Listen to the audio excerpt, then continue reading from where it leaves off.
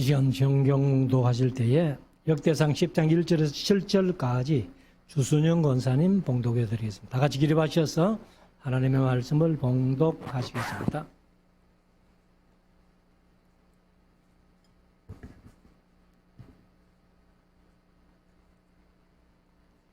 블레셋 사람과 이스라엘이 싸우더니 이스라엘 사람들이 블레셋 사람 앞에서 도망하다가 길보아 산에서 죽임을 받고 엎드러지니라. 블레셋 사람이 사울과 그 아들들을 추격하여 사울의 아들 요나단과 아비나답과 말기수아를 죽이고 사울을 맹렬히 치며 활 쏘는 자가 사울에게 따라 미치매 사울이 그 쏘는 자를 인하여 심히 궁급하여 자기의 병기 가진 자에게 이르되 너는 칼을 빼어 나를 찌르라. 저 할례 없는 자가 와서 나를 욕되게 할까 두려워하노라. 그러나 그 병기 가진 자가 심히 두려워하여 절교 행치 아니하매 사울이 자기 칼을 취하고 그 위에 엎드러지니 병기 가진 자가 사울의 죽음을 보고 자기도 칼에 엎드러져 죽으니라. 이와 같이 사울과 그 세 아들과 그 온 집이 함께 죽으니라. 아멘.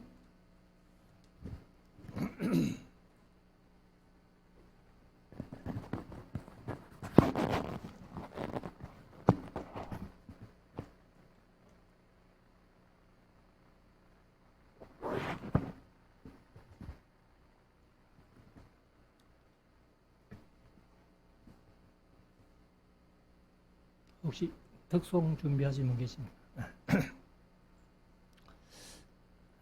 이제 우리 말씀을 묵상하는 시간인데요.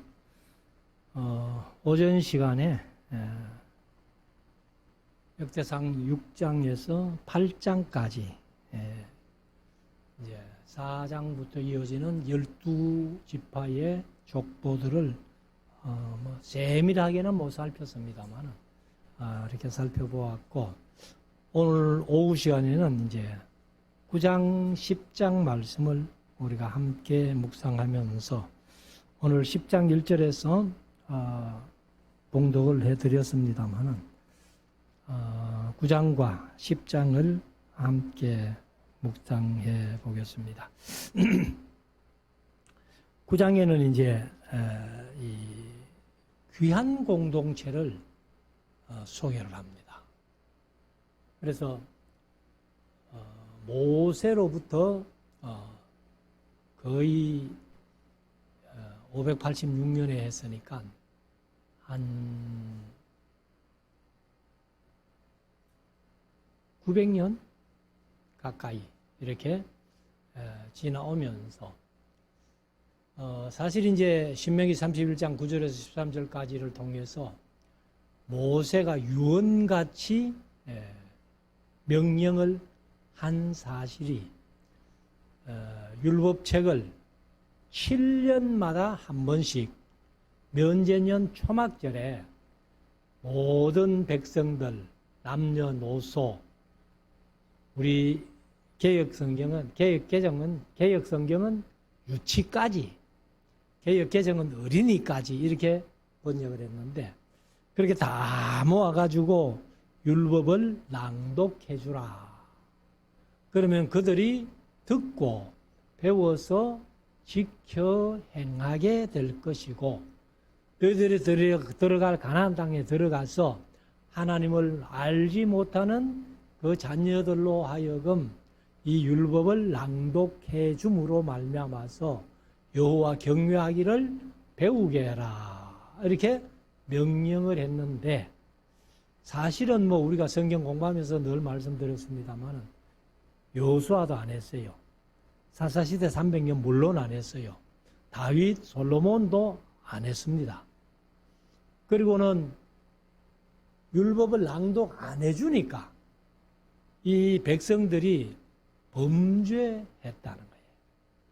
그래서 제가 그 여호수아서 강의할 때 한번 그런 말씀을 드린 적이 있습니다만은, 사실 여호수아가요, 그 모세가 너희들이 가나안 땅에 들어가거든 바로 6지파 나누어 가지고 6지파는 그리심산에 올라가서 축복을 선포하고 그 다음에 6지파는 에발산에 올라가서 저주를 선포해라. 이런 말씀을 했잖아요. 그런데 여호수아가 가나안 땅에 들어가서 길갈에서 할례를 다 행하고 나서 바로 모세의 명령대로 그리심산과 에발산에 올라가서 사실 뭐 성경에 축복을 선포하는 내용은 없어요. 말로만 축복을 선포해라 라고 되어 있고 구체적으로 어떤 내용으로 축복을 선포해라는 말은 없습니다. 그런데 이제 저주를 선포하는 것은 사실 신명기 27장에서 이제 12가지를 이런 자는 저주를 받을 것이라 할 것이요 온 백성은 아멘 할지니라 이렇게 했단 말이에요. 그런데 바로 이 여호수아가 가나안 땅에 들어갔으니까 1차적으로 모세의 명령을 따라가지고 그리심산과 에발산에 올라가서 저주를 선포하고 축복을 선포했다면은 아간 사건이 없어지지 않았겠나. 여리고에서 노획물을 가지고 노획물은 첫 노획물이니까 다 하나님 앞에 바쳐라고 했는데 그 아간이 금은 외투가 탑이 나가지고 도적질 한 거. 그것 때문에 아간의 온 가족들이 다 돌에 맞아 돌무디기가 되는 그런 끔찍한 일이 있었다는 거죠. 그리고 또 그것 때문에 아이성을 칠 때에 36명이나 죽는 그리고 패하는 이런 일들을 경험했다는 겁니다. 그래서 여호수아도 좋은 인물이고 참 그 훌륭한 지도자인데도 불구하고 하나님의 말씀을 우선적으로 해야 할 일을 못했을 때에 그런 비극이 왔다는 겁니다. 그래서 우리가 이제 사실은 그 포로로 잡혀가기 전에 이 모세가 말씀한 대로 율법을 7년마다 한 번씩이라도 낭독하고 율법을 좀 배우고 그리고 그 행했다면은 아마 바벨론 70년 포로 생활은 없지 않았겠나 그렇게 봅니다. 그런데 아무튼 뭐 이제 포로로 잡혀갔다 와가지고 70년 포로 생활하고 BC 536년에 이제 다시 귀환을 했고 그 다음에 2차로 497년에 2차 귀환했고 이제 444년에 3차 귀환했던 그 귀환 공동체의 계보를 이제 여기에서 9장에서 설명을 하고 있습니다. 그래서 9장 1절부터 한번 봅니다.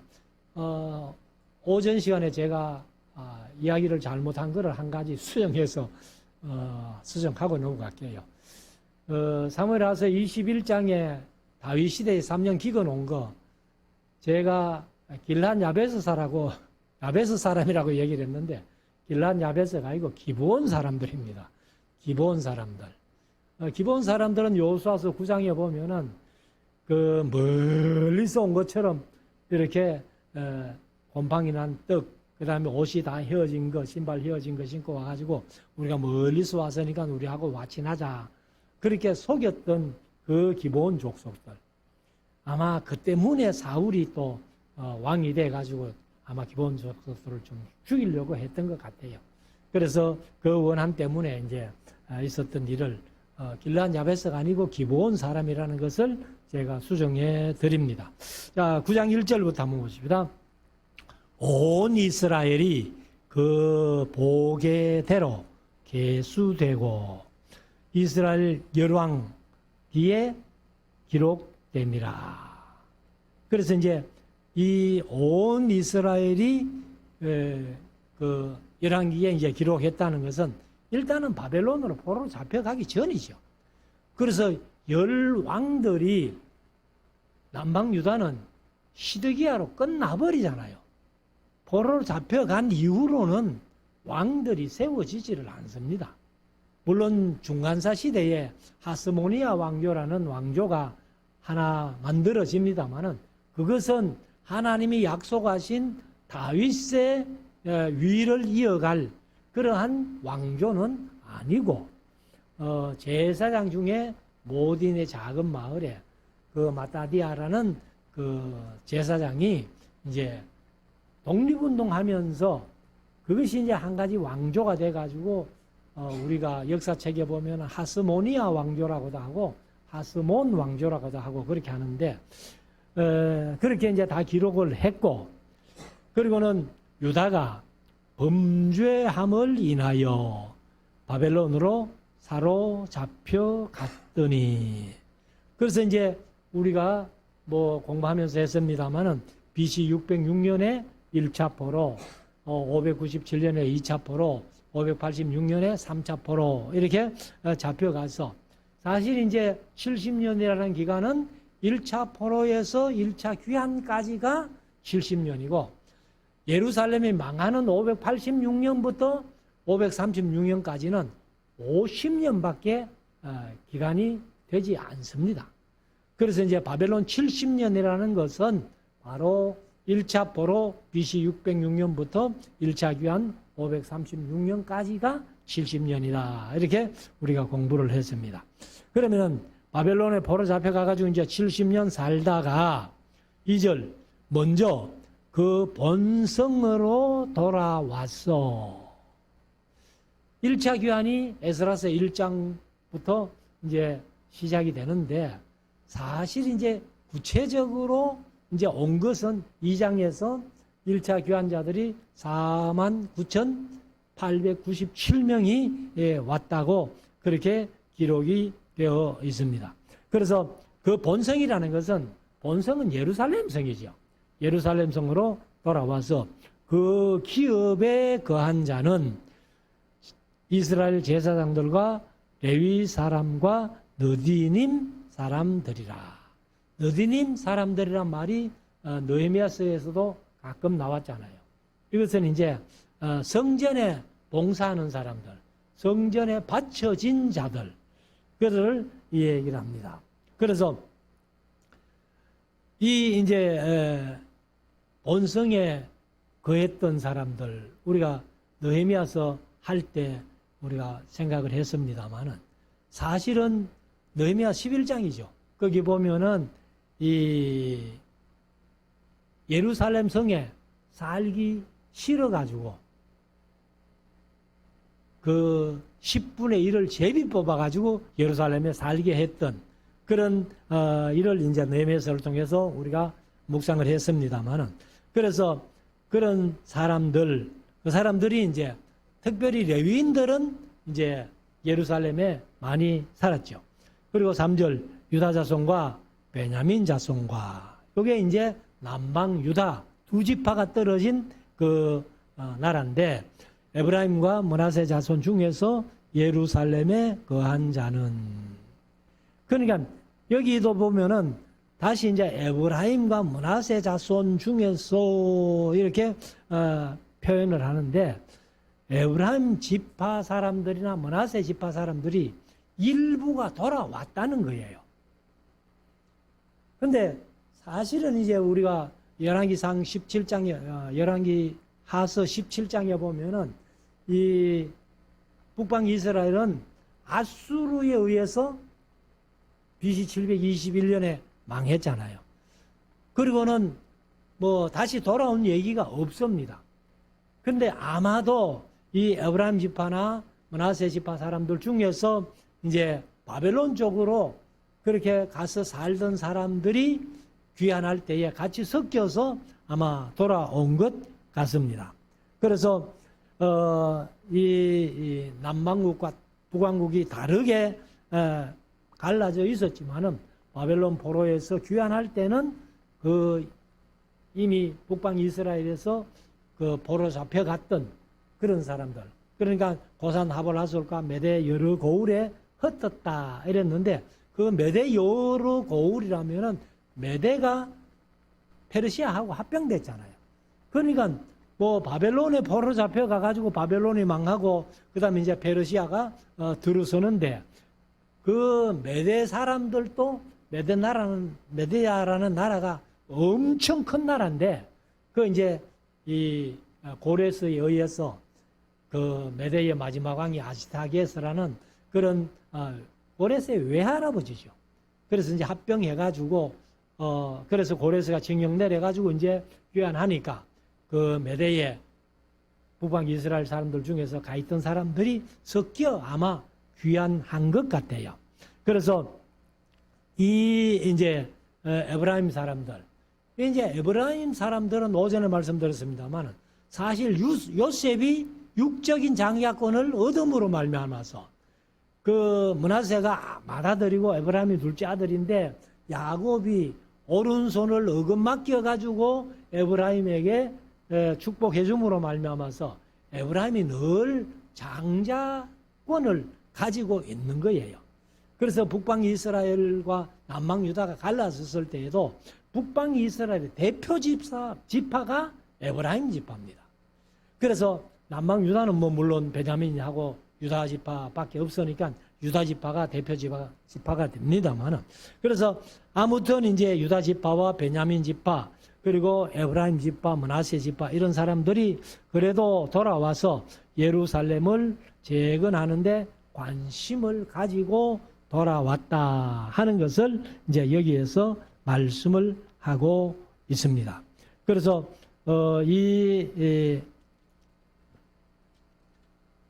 유다 지파와 이제 베냐민 지파 그리고 에브라임과 므낫세 자손 중에서 예루살렘에 거한 자는 하고 4절부터 보면은 쭉 이제 이름들이 좀 나오죠. 그리고 이제 10절에 가면은 제사장 중에서는 하고 귀한 공동체의 제사장들을 이제 또 따로 소개를 합니다. 그래서 여야다와 요야립과 야긴과 하나님의 전을 맡던 자 아사랴니 하고 이제 또 이렇게 몇 사람 이름이 나오고요. 그 다음에 이제 14절부터는 레위 사람 중에는 이렇게 표현을 합니다. 그러니까 이제 성전에 봉사하는 사람들이 레위 사람들이죠. 그러니까 이제 먼저 성전에서 봉사하는 사람들 중에서 제사장들을 먼저 소개하고 그리고 이제 레위인들, 봉사하는 레위인들을 이렇게 소개를 했고요. 그 이제 그 레위인들 중에서는 이제 17절에 가면 문지기들이 있어요. 그래서 문지기들도 이제 레위인 중에서 이렇게 많이 좀 이렇게 봉사를 했던 것을 우리가 볼 수가 있고, 그 다음에 이제 19절에 보면은 고라의 정손 에비아십의 손자 고레의 아들 살룸과 그 종족 형제 곧 고라의 자손이 수정도는 일을 맡아 성만 문들을 지켰으니 그 열조도 여호와의 영을 받고 그 들어가는 곳을 지켰으며 이렇게 이제 표현하는데, 아무튼 고라 얘기가 이제 나오잖아요. 그래서 제가 민수기 할 때 말씀드렸습니다만은 고라 사건이 사실 민수기 16장에 나오잖아요. 16장에 나오는데 사실은 이제 고라는 고핫 자손이고 그 다음에 고라와 함께 이 협력해서 모세와 아론을 대적한 사람들, 그 사람들이 이제 이 아비람과 온과 다단 이 사람들인데, 그 사람들은 이제 베냐민 지파 베냐민이 아니고 르우벤 지파다 이렇게 제가 말씀드렸죠. 그래서 이제 진을 칠 때에 고핫 자손들하고 르우벤 지파가 같은 방향 남쪽에 진을 쳤으니까, 그래서 제가 강의할 때에 이웃을 잘 만나야 된다 이런 표현을 말씀을 드렸는데, 근데 이제 이 사실 다단과 아비람과 온 그 식구들은 하나님께서 그 가족들을 다 불러가지고 장막 앞에 써라 이래가지고 땅이 입을 벌려가지고 그냥 다 생매장 돼가지고 없어졌어요. 그러면은 고라의 자손들도 그렇게 생매장 당했다면은 고라의 자손이 없어야 돼요. 그런데 10편에 보면은 고라 자손의 시하고 12편이 고라 자손의 시로 나오거든요. 그런데 고라의 아들들은 안 죽었다고 성경이 얘기를 하고 있단 말이에요. 그래서 민수기 26장 10절인가 거기에 보면은 고라의 아들들은 죽지 않았다라고 기록을 합니다. 그래서 이제 이 고라의 얘기를 이렇게 좀 얘기를 하고 있고, 그 다음에 이제 28절부터 보면은 그 중에 어떤 자는 섬기는 데서는 기명을 맡아서 그 수요대로 들여가고 수요대로 내어오며, 성전에 서는 그릇들, 기명들, 이런 것들을 이제 성전으로 들리기도 하고 내오기도 하고 하는 이런 사람들이 여기에 있었다는 것을 얘기를 하고 있고, 그 다음에 이제 33절에 보면은 또 찬송하는 자가 있으니 곧 레위 족장이라. 그래서 오전에 말씀드린 대로 이 레위 자손들 중에서 특별히 이제 에단을 얘기를 했죠. 그래서 아삽과 여두둔, 해만과 여두둔. 그래서 여기 역대하에는 해만만 기록하고 아삽이나 여두둔이라는 그런 인물들은 기록이 없었습니다. 그런데 이제 저희가 골방에 거하여 주야로 자기 직분에 골몰함으로 다른 일은 하지 아니하였더라. 이상은 대대로 레위의 족장이요 어뜸이라 예루살렘에 거하였더라. 그래서 이제 이 귀한 공동체 중에서도 레위 자손들이 이제 성전을 이제 스룹발벨 그때는 제2성전 스룹발벨 성전이죠.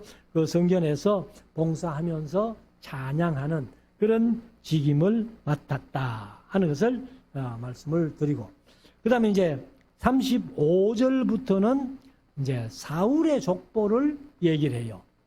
왜 사울의 족보를 얘기를 하는가 하면은 사울의 족보를 밝혀야 10장에서 사울 왕가가 몰락하는 그것과 연결이 되기 때문에 아마 그래서 그런 것 같은데, 여기 기브온의 조상은 여이엘은 기브온에 거하였으니, 그래서 오전에도 말씀드렸습니다. 이 기브온이란 이름은 지명도 있고 인명도 있고 그렇게 된 거예요.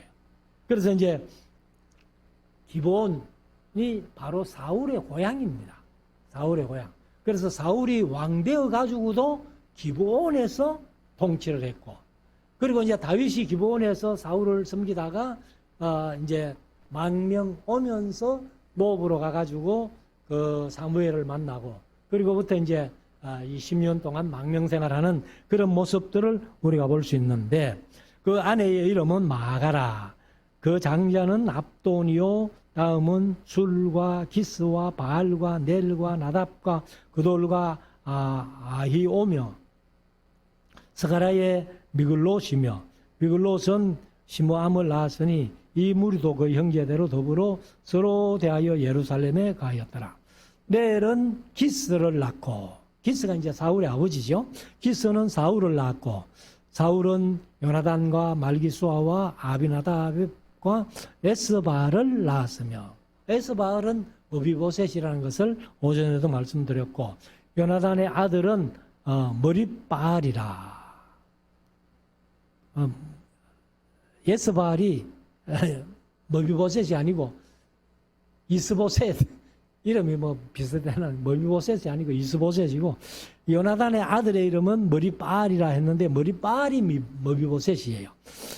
그래서 머릿발이 미가를 낳았고, 미가의 아들들은 비돈과 멜렉과 데레아와 아하스며, 아하스는 아라를 낳았고 야라를 낳았고, 야라는 알레멕과 이스마엘과 시므리를 낳았고, 시므리는 모사를 낳았고, 모사는 비누아를 낳았으며, 비누아의 아들은 르바야요, 그 아들은 엘르아사요, 그 아들은 아셀이며, 아셀이 6 아들이 있으니 그 이름은 아스리갑과 그보루와 아스마엘과 사랴와 오바다와 하난이라.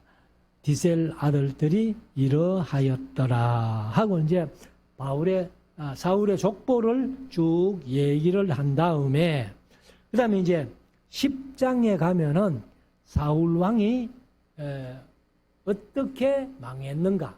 오늘 제목을 사울 왕가의 몰락이라고 이렇게 표현을 했습니다만은, 그래서 이제 어떻게 망했는가를 얘기를 하는데, 블레셋 사람과 10장 1절, 이스라엘이 싸우더니, 이걸 이제 자꾸 많은 사람들이 길보아 산 전투다 이렇게 표현을 해요. 길보아 산 전투가 아니고요. 전쟁은 이스라엘 평지에서 합니다. 그래서 제가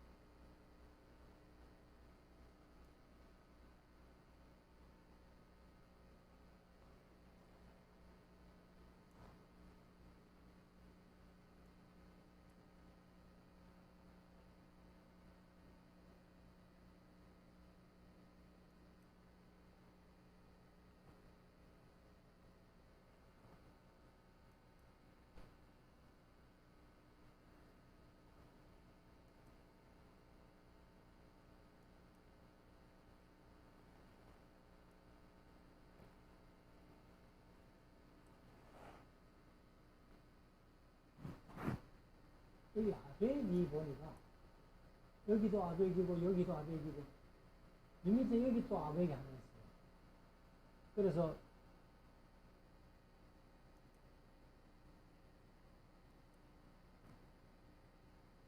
이제 블레셋은 아벡의 진치고 그 위에가 이제 이스라엘 평지인데 여기에 이제 길보아 산이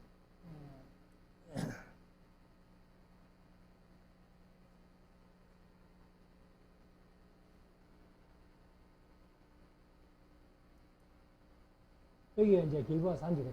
여기가 이제 여러분 그런데 여기가 이제 이스라엘 평지예요. 그래서 아무튼 이제 블레셋은 아벡에 진쳤고, 그 사무엘상 2장에 보면은 블레셋과 이스라엘 전 엘리 시대에 전투할 때도 아벡과 그다음에 이제 에베네셀, 이스라엘은 에베네셀에 진치고 블레셋은 아벡에 진치고 이래가 이제 싸우는데, 이때는 여기 밑에 아벡이 여기에서 이제 이스라엘 평지가 상당히 넓어요. 하나님이 뿌리신다 하는 그런 뜻을 가진 그 평지인데, 여기에 이제 이스라엘이 진치고 있고 블레셋이 아벡에 진을 치는 거예요. 그래서 이스라엘 평지로 가서 여기에서 이제 전투를 합니다. 평지에서. 산지에서 전투한 게 아니고.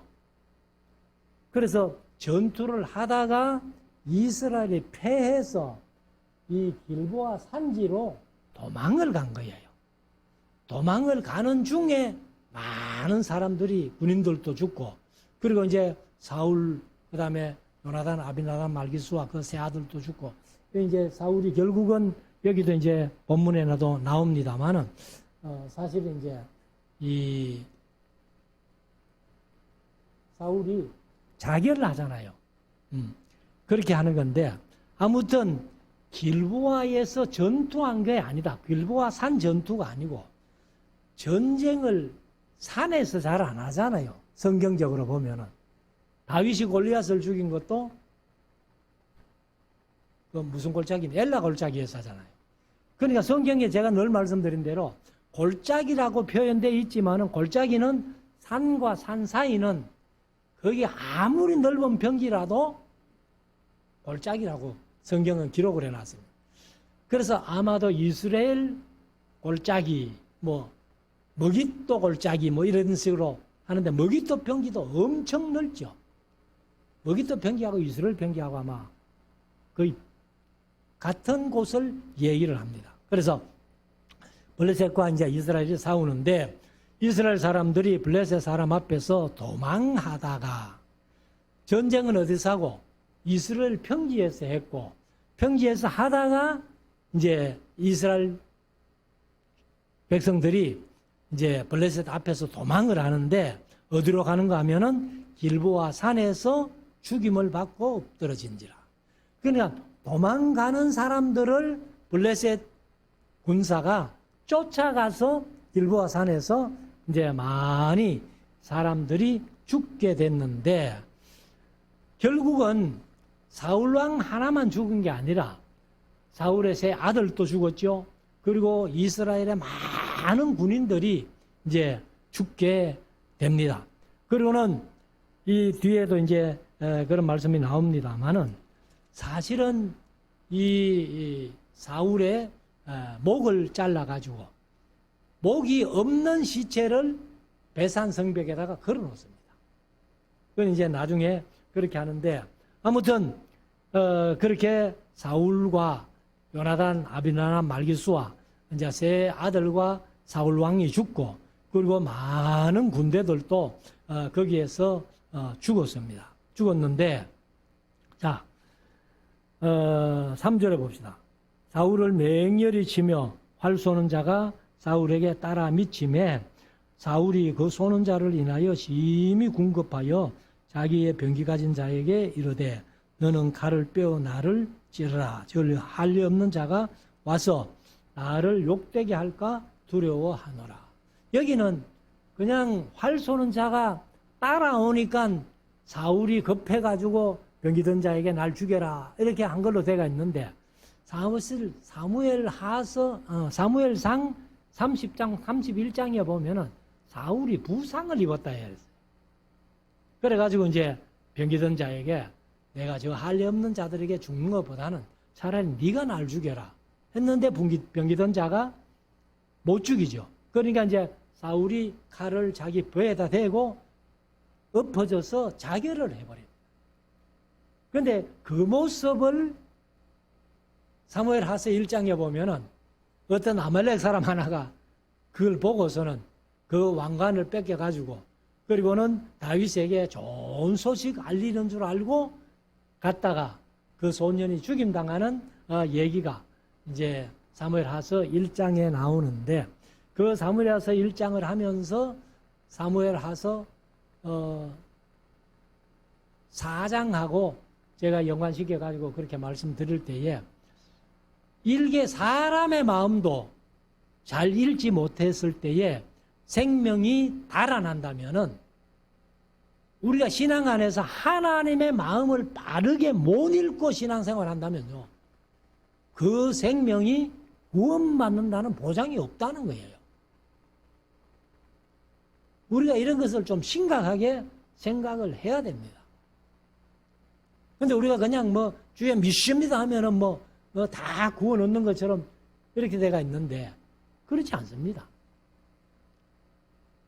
자, 그래서 5절에 보면은 병기 가진 자가 사울의 죽음을 보고 자기도 칼에 엎드러져 죽으니라.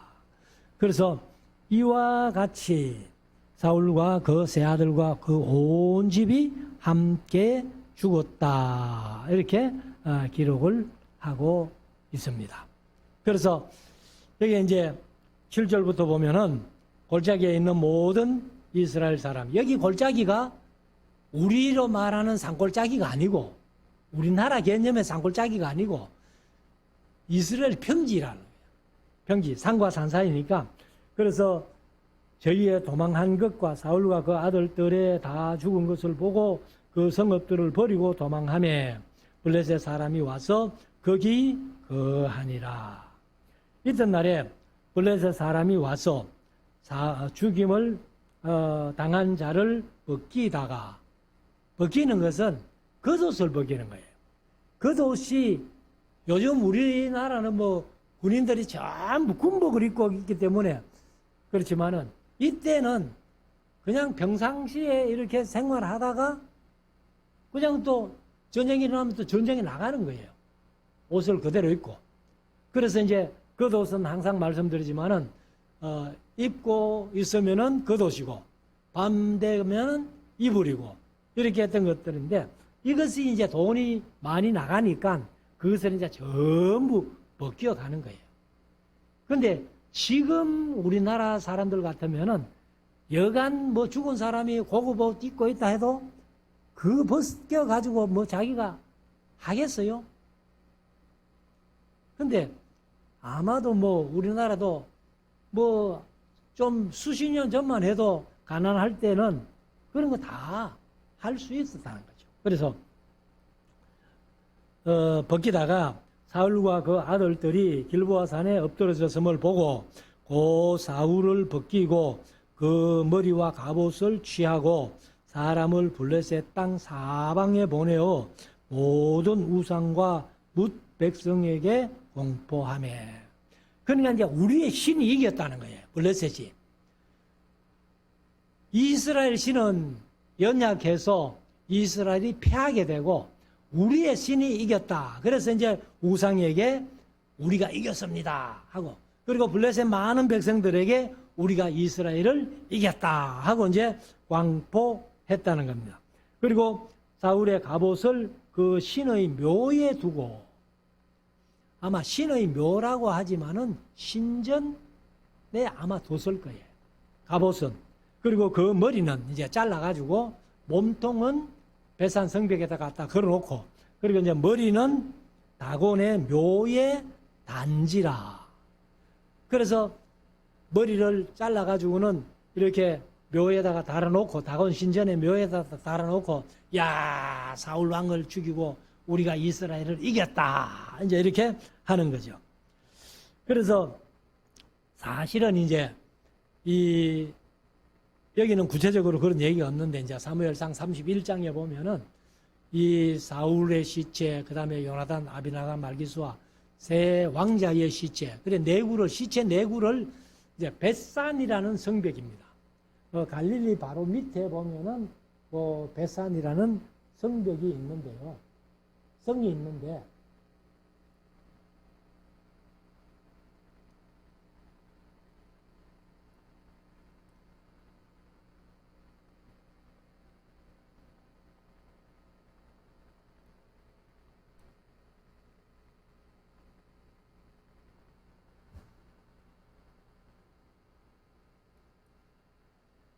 바로 여기입니다.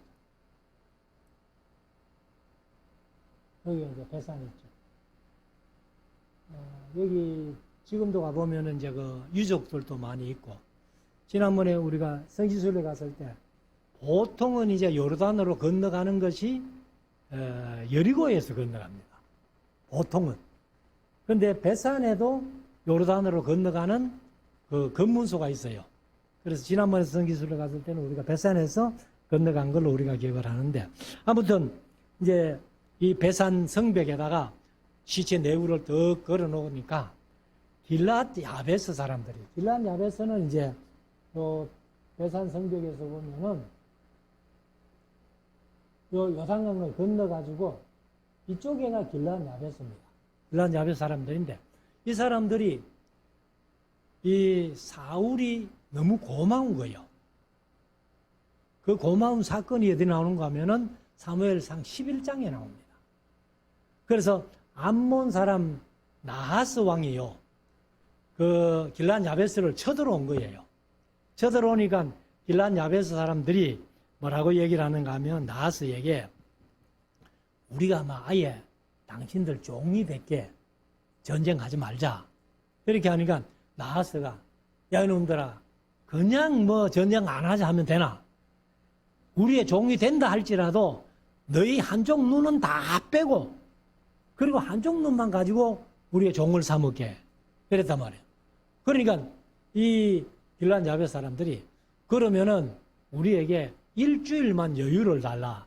여유를 주면은 우리를 구원해 줄 사람이 있으면 다행이지만은 구원해 줄 사람이 없다면은 한쪽 눈 뺏기고라도 뭐 살아야지 어야겠노. 종으로라도 살아야지. 이렇게 했단 말이에요. 근데 그때 사울이 왕이 돼가지고 얼마 안 돼서 그 소문을 들은 거예요. 그래서 이스라엘 군인들 다 소집해가지고는 나하스를 치고 길란 야벳 사람들을 그 살려준 거예요. 그 은혜가 고마워가지고 이 길란 야벳 사람들이 이제 배산으로 갑니다. 밤새도록 여기 사무엘상 31장에 보면 밤새도록 갔다 그랬어요.